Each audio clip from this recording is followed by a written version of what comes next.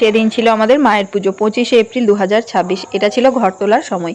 এটা হচ্ছে আমার বেস্ট ফ্রেন্ড সুমনা, তার পিছনে আছে জবা, সুমনার বোন।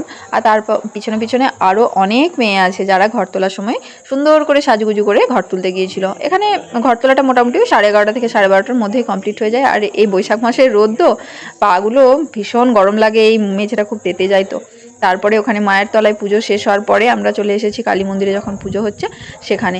এখানেও সবাই, বাড়ির সবাই ছিল। আর ঢাক বাদ্য বাজনা করে এখানে দুই মায়ের পুজো হলো, মা যোগাদে মা কালীর পুজো কমপ্লিট হলো। তারপরে আমরা শুধু এটাই ভাবছি যে আবার একটা বছরের অপেক্ষা, মানে এই দিনগুলো আসতে আসতেই ভালো, কমপ্লিট হয়ে যায় পুজো তো হয়ে গেল। আর সন্ধেবেলা একটু মা মামিমা ওদের সাথে বেরোলাম মেলায় ঘুরতে। আমাকে বললো যে কি খাবি, বললাম চলো আইসক্রিমই খাওয়া যাক।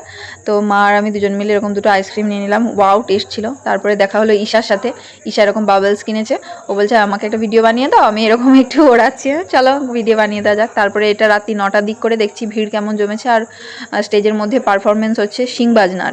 তারপর দেখছি এরকম লোকারণ্য হয়ে গেছে। তারপর কিছুক্ষণ পর আমি খাওয়া দাওয়া করতে চলে গিয়েছিলাম, তারপরে একটু রেস্ট নিতেও চলে গিয়েছিলাম, কারণ ঠাকুর যখন আসবে তখন তো আবার আমাকে বেরোতে হবে। তারপরে যখন বাজে রাত 11:30, তখন এই যে মা যোগাদের যে শিলামূর্তি সেটা নিয়ে প্রত্যেক ঘরে ঘরেই ফুল বেলপাতা দিয়ে মায়ের গা ঘোরানো হয়।